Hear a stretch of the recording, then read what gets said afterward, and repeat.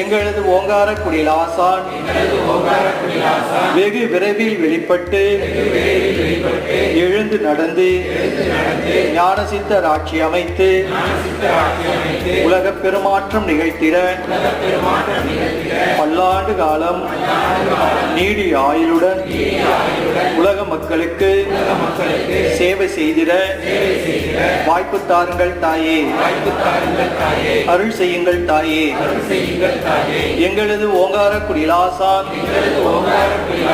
நிகழ்த்தும் உலக பெரும் மாற்றத்தில் தொண்டர்களாகிய நாங்களும் பங்கு பெற்று தொண்டு செய்திட வாய்ப்பு தாருங்கள் தாயே.